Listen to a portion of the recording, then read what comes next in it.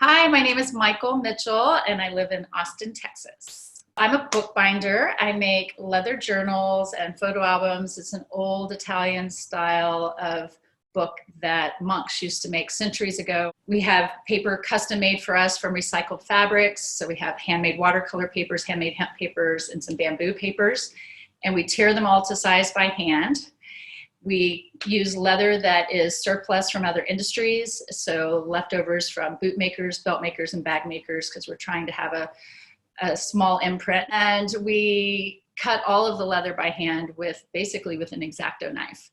And then we poke holes all in the leather and stitch all the way through those 3 layers of leather into each section of paper. These are each called signatures. And so each book is one long piece of twine holding the entire thing together. And it's all these layers of leather are riveted together with hand-hammered copper rivets. And then there's some embellishments that I've added over the years. So the monks used to do them with just a simple leather strap closure, and we still do that as well.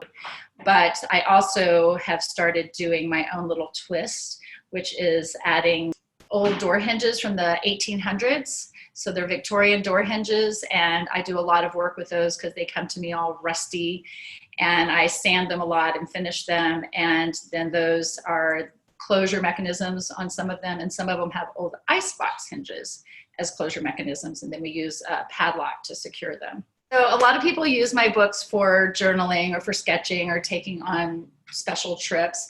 I have one here that my friend Benno up in Portland, I've known him for about 26 years, and he has filled this one with his trip to, I believe this one was in Australia.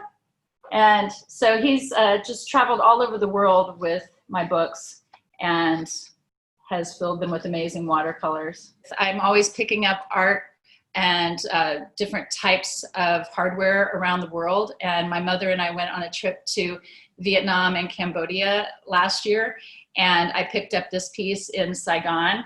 And the man that I bought it from didn't speak any English, and so he wasn't able to tell me exactly how it was used, but it was over 100 years old, and so I've taken it and put it on the spine, so it's covering the stitching. And then I've used 2 different kinds of leathers and riveted it all with copper rivets. And this is a hinge from an old ice box, and then you take the padlock out, and I've cut a little slot into it here, so that's how we get to use it with the padlock. So that's one of my favorite books.